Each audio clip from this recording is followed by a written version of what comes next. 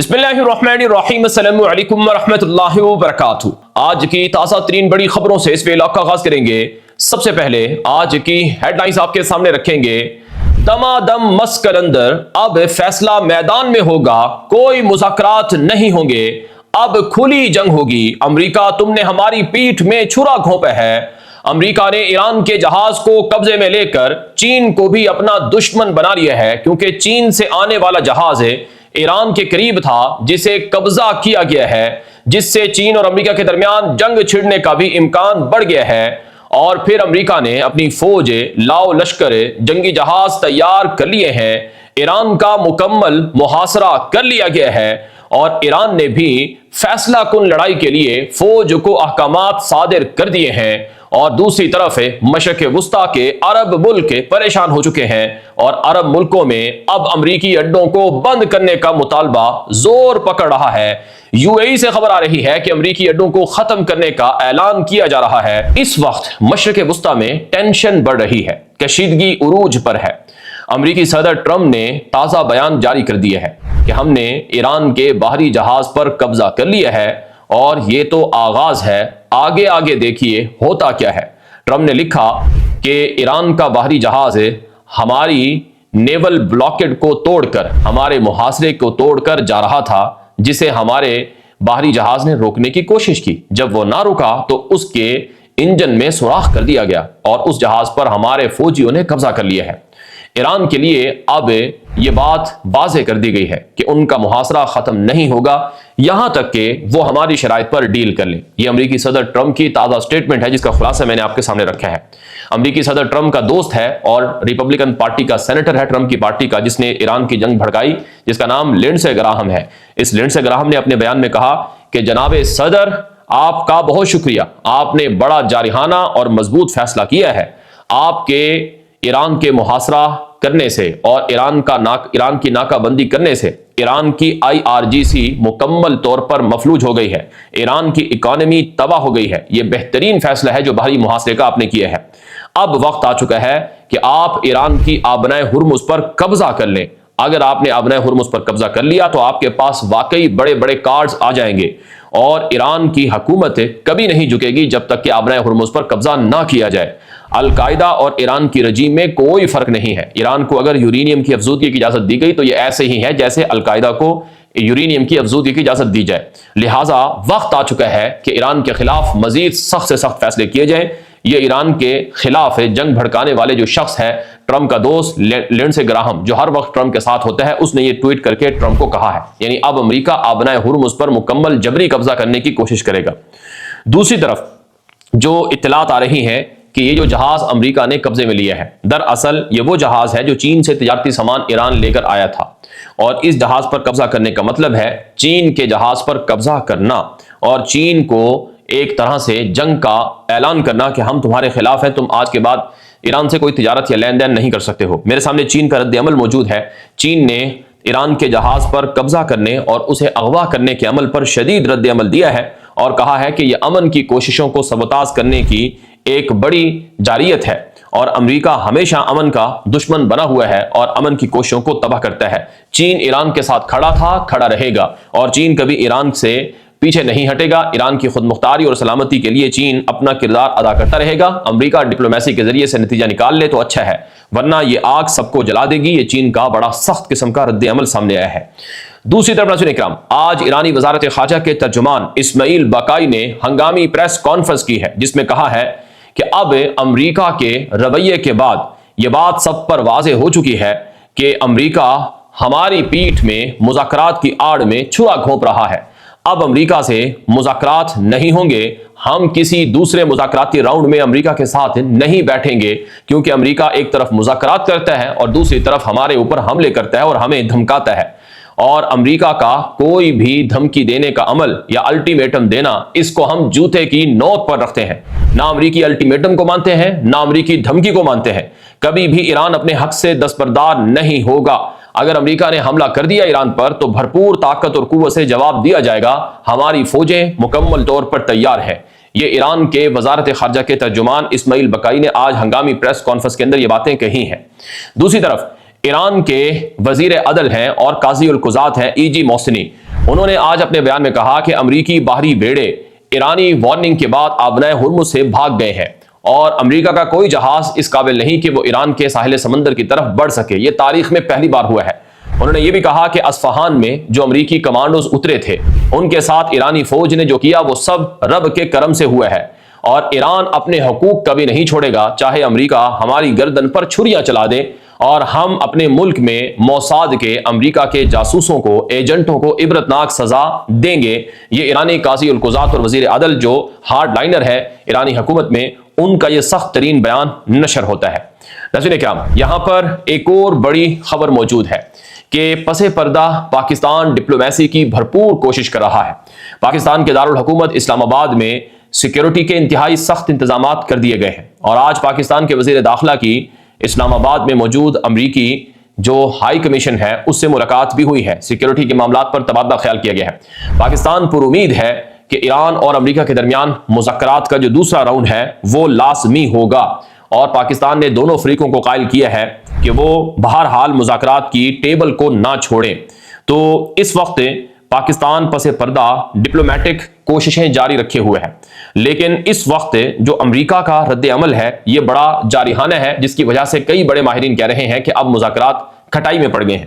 ابھی خبر میرے سامنے موجود ہے جو خاتم الانبیاء ہیڈ کوارٹر ہے اس کی طرف سے جاری ہونے والے بیان میں کہا گیا کہ ہماری فوج مکمل طور پر تیار ہے امریکی فوج سے لڑنے کے لیے اور ہماری فوج نے امریکی فوج کے ساتھ بھرپور مزاحمت کی ہے جو امریکی فوج ہمارے ایک جہاز پر قبضہ کرنے کی کوشش کر رہی تھی اور ابھی ہم امریکہ کو بھرپور انداز میں جواب دیں گے.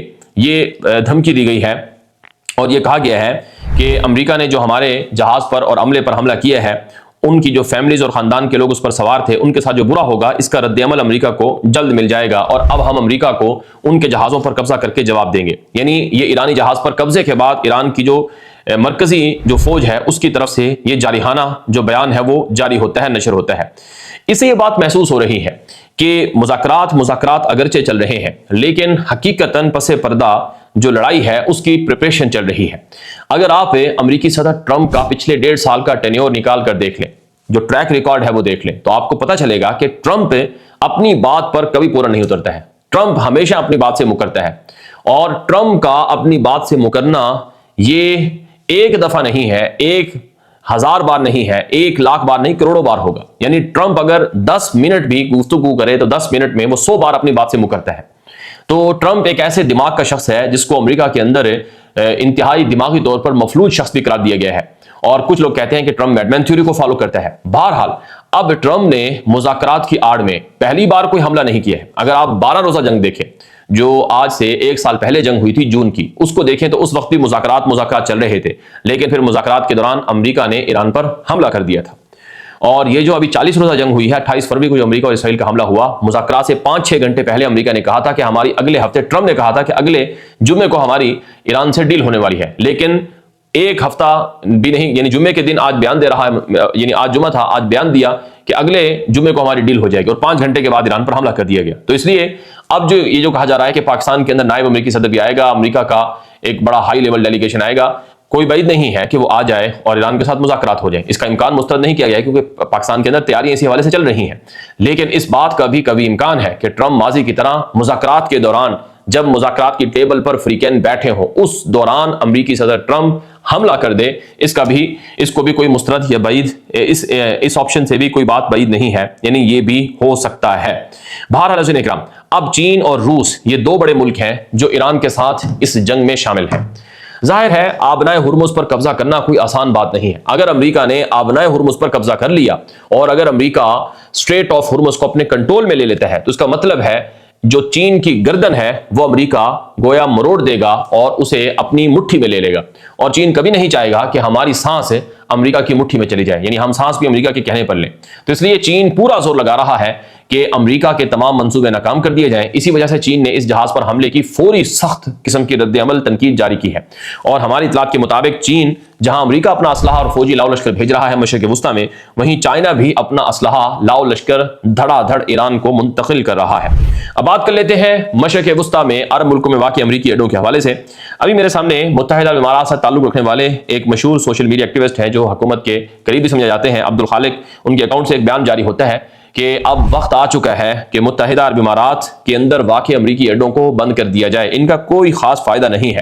البتہ امریکی ہتھیاروں کی ضرورت رہے گی اور امارات نے ثابت کر دیا ہے کہ حالیہ 40 روزہ ایران جنگ میں امارات اپنا دفاع کرنا جانتا ہے. امریکی اڈوں کے بغیر بھی ہم اپنا دفاع کر سکتے ہیں. ان اڈوں کا فائدہ کم ہے، نقصان زیادہ ہے. یاد رہے ایران نے عرب ملکوں کو کہہ رکھا ہے کہ اگر آپ اپنے ملک میں امریکی اڈے بند کر دیتے ہیں تو ہم کبھی بھی آپ پر حملہ نہیں کریں گے. تو اب امارات اور دیگر ملکوں میں یہ بات بہت زیادہ سنجیدگی سے غور کی جا رہی ہے کہ کیا امریکہ کے اڈے بند کر دیے جائیں. یہاں پر ایک اور بات بھی سمجھنے کی ہے. ایرانی جو پارلیمنٹ کے سپیکر ہیں محمد باقر کالیباف، انہوں نے منصور بن زائد جو کہ UAE کے نائب صدر ہیں ان سے فون پر بات کی تھی چند دن پہلے، جس میں باہمی تعلقات کو دوبارہ اچھا اور بہتر کرنے پر بات ہوئی تھی. آپ جانتے ہیں کہ UAE پر سب سے زیادہ حملے ہوئے، 2500-3000 ہزار میزائل اور ڈرون سے امارات پر ایران کے حملے ہوئے ہیں اور بہت زیادہ اربوں ڈالر کا نقصان ہوا ہے امارات کو اس 40 روزہ جنگ میں. اور اس جنگ کی بنیاد بنا تھا امریکہ. تو اس وجہ سے اب ایران اور UAE تو پڑوسی ہیں اور ایران اور قطر بھی پڑوسی ہیں. تو عرب ملکوں کے ساتھ ایران کہتا ہے کہ ہم آپ کے ساتھ اچھے تعلقات رکھیں گے، لیکن جب تک امریکہ آپ کی سرزمین پر ہے اور وہ ہمارے خلاف آپ کی سرزمین استعمال کرتا ہے تو ہم آپ کے اندر جو اہم اسٹریٹجک اہداف ہیں ان کو ہٹ کرتے رہیں گے. اب ایران نے یہ بھی دھمکی دے دی ہے کہ اگر ہم پر دوبارہ امریکہ نے حملہ کر دیا تو پھر ہم خلیج کے اندر واقع تیل کنوؤں کو، آئل ریفائنریز کو اور مختلف تنصیبات کو ہٹ کریں گے. اگر ہمارے پلانٹس اور برج پل وغیرہ تباہ ہوں گے تو پھر کسی کے بھی کچھ نہیں رہیں گے. یعنی ایران یہ کہتا ہے کہ اگر ہمیں مارا جائے گا تو پھر ہم بھی کسی کو زندہ رہنے نہیں دیں گے. تو یہ ایسکیلیشن ہے اور یہ ٹرمپ کی حکومت میں بیٹھے ہوئے لوگ ہیں جو اسرائیل کی زبان بولتے ہیں. جیسے کہ لنڈسے گراہم کا میں نے حوالہ دیا، یہ وہ شخص ہے جو نیتن یاہو کے بہت زیادہ قریب ہے اور جو یہ کہتا ہے کہ اگر مجھے امریکہ اور اسرائیل میں سے کسی کو چننا پڑے تو میں اسرائیل کی وفاداری کبھی ترک نہیں کروں گا. تو آپ اندازہ لگا لیں کہ امریکہ کے اندر بھی لوگ کہہ رہے ہیں کہ یہ جنگ ہماری نہیں ہے، یہ اسرائیل کی جنگ ہے، لیکن لنڈسے گراہم جیسے شخص کہتے ہیں کہ وہ اسرائیل کے ساتھ کھڑا رہے گا اور نیتن یاہو کہتا ہے کہ ہمیں ایران سے جنگ ابھی لڑنی ہے اور ایران کو ختم کرنا ہے. امریکہ نے آج ایران کے بڑے بحری جہاز ٹوسکا پر حملہ کر دیا ہے. اس حوالے سے باقاعدہ امریکی فوجی ادارے سینٹ کام نے پہلے ایک ویڈیو جاری کی جس میں امریکی بحری جہاز سے ایرانی جہاز پر حملہ اور فائرنگ کا عمل دکھایا گیا اور یہ ظاہر کیا گیا کہ چونکہ امریکہ نے سمندر کا محاصرہ کر رکھا ہے، سمندر میں ناکہ بندی کر رکھی ہے، تو ایران کا جو جہاز تھا وہ سمندری ناکہ بندی کو، محاصرے کو توڑ کر جا رہا تھا. اس وجہ سے اس پر حملہ کیا گیا. اور پھر باقاعدہ امریکی سینٹ کام ادارے نے اپنے آفیشیل ایکس اکاؤنٹ سے جو ایک ویڈیو جاری کی ہے اس میں امریکی جو میرین ہے ان کو ہیلی کاپٹرز کے ذریعے سے اس بحری جہاز جو کہ ایرانی بحری جہاز تھا اس پر قبضہ کرتے ہوئے دکھایا گیا ہے. یعنی سادہ لفظوں میں آج امریکہ نے ایران کے ایک تجارتی بحری جہاز پر پہلے حملہ کیا اور پھر اپنی فوج کو اس جہاز پر اتار دیا اور اس جہاز پر قبضہ کر لیا. یہ ایک بہت بڑا سنگین واقعہ ہے کیونکہ ابھی تک امریکہ کے کسی بحری جہاز پر اس طرح سے ایران نے حملہ کر کے قبضہ نہیں کیا ہے. حالانکہ ایران کہتا ہے کہ ہم بھی امریکی جہازوں پر اس طرح سے قبضہ کر سکتے ہیں. چونکہ امریکی صدر ٹرمپ نے ایران کا نیول بلاکیڈ کر رکھا ہے، یعنی بحری محاصرہ کر رکھا ہے، کوئی جہاز بھی نہ تو ایران سے کہیں دنیا تک کے سمندر کے ذریعے سے جا سکتا ہے نہ ہی آ سکتا ہے. تو یہ اس نیول بلاکیڈ کے بعد پہلا واقعہ ہے جس میں ایران کے بحری جہاز پر قبضہ کر لیا گیا ہے. اگر آپ کو یاد ہو وینزویلا جو تیل سے مالا مال ملک تھا، اس کے خلاف بھی امریکہ نے ایسی ہی حکمت عملی استعمال کی تھی اور وینزویلا کے کئی جہازوں کو جو سمندر سے گزرنا چاہتے تھے ان پر قبضہ کیا گیا تھا نیول بلاکیڈ اور باہری محاصرے کے نام پر. تو گویا وہی صورتحال اب ایران کے خلاف امریکہ نے استعمال کرنا شروع کر دی ہے. اب اس پر شدید رد عمل آیا ہے ایران کی طرف سے. ایرانی مرکزی فوج ہے IRGC سپاہی پاسداران، ان کا مرکزی ہیڈ کوارٹر ہے خاتم الانبیاء. ان کی طرف سے جاری ہونے والے بیان میں کہا گیا ہے کہ یہ جنگ بندی معاہدے کی صریحاً خلاف ورزی ہے. اب امریکہ نے پہلے خود آغاز کر دیا ہے حملے کا اور ہمارے بحری جہاز کو نشانہ بنایا ہے. اس کا بدلہ لیا جائے گا، انتقام لیا جائے گا اور ہم بھی پھر ویسا سلوک کریں گے جس سے امریکہ کو پتہ چل جائے گا. یہ ایران کی جو خاتم الانبیاء ہیڈ کوارٹر ہے مرکزی فوج، ان کی طرف سے یہ شدید رد عمل جاری ہوا ہے. میرے سامنے اس وقت متضاد خبریں موجود ہیں کہ امریکہ کے جنگ بندی معاہدے کی خلاف ورزی کی وجہ سے اب ایران نے دوسرے راؤنڈ میں شریک نہ ہونے کا اعلان کر دیا ہے. جی ہاں، یہ خبر تازہ ترین ہے کہ ایران پاکستان کے اندر ہونے والے مذاکرات کے دوسرے راؤنڈ میں اپنا وفد ممکن ہے نہ بھیجے. یہ اطلاعات آ رہی ہیں کیونکہ امریکہ نے جنگ بندی معاہدہ توڑنا شروع کر دیا ہے. جبکہ ایک اور خبر کے مطابق ایران مذاکرات بھی کرے گا لیکن ساتھ ساتھ جو تیاری ہے جنگ کی وہ بھی جاری رکھے گا، اور کسی بھی مس ہیپ سے یا لڑنے سے نمٹنے کے لیے کوئی بھی کام یعنی جنگ شروع ہونے کی تیاری جو ہے وہ جاری رکھے گا، اور جنگ اگر شروع بھی کر دی امریکہ نے تو بھی لڑائی جاری رہے گی۔ یہ بھی ایران کے اندر سے بیانات سامنے آ رہے ہیں۔ اس کے علاوہ میرے سامنے تسنیم نیوز ایجنسی جو کہ ایران کی سرکاری نیوز ایجنسی ہے، اس پر ایک بیان نشر ہوتا ہے کہ اب جب کہ امریکہ نے ایران کا باہری محاصرہ تیز کر دیا ہے، ایران کے باہری جہازوں پر حملہ شروع کر دیا ہے، تو اب باب المندب کو بھی بند کر دیا جائے گا۔ باب المندب ریڈ سی پر واقع ہے، یمن کے کنارے، اس دروازے کو اور اس کو بھی بند کیا جائے گا جو جہازوں کے لیے مین گزرگاہ ہے، یورپ جانے والے جہازوں کے لیے۔ اور اسی طرح سے خطے کے اندر واقع جو عرب ممالک کی آئل تنصیبات ہیں ان پر بھی حملے کیے جائیں گے۔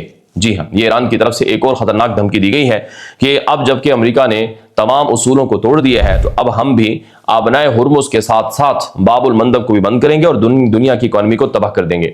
اسی حوالے سے میرے سامنے ایک ایران کے سفارتکار کا بیان موجود ہے جو اس نے ایرانی ٹی وی پر بیٹھ کر دیا ہے۔ ایرانی سفارتکار نے کہا کہ ہمارے پاس اس وقت بھی ایٹم بم موجود ہے آبنائے ہرمز کی شکل میں۔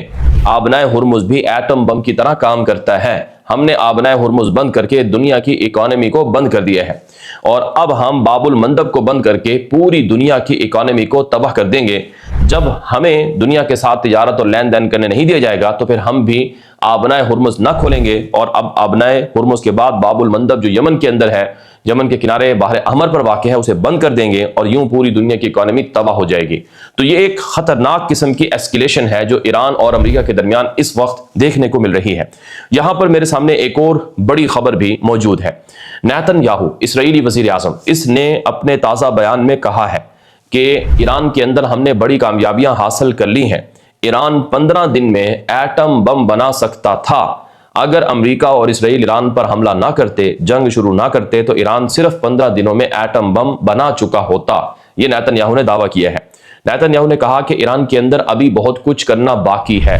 کون جانتا ہے کہ کل یا پرسوں کیا ہو جائے ایران کے اندر، اور کسی کو کچھ معلوم نہیں کہ ایران کے خلاف اب امریکہ اور اسرائیل مل کر کیا کرنے والے ہیں۔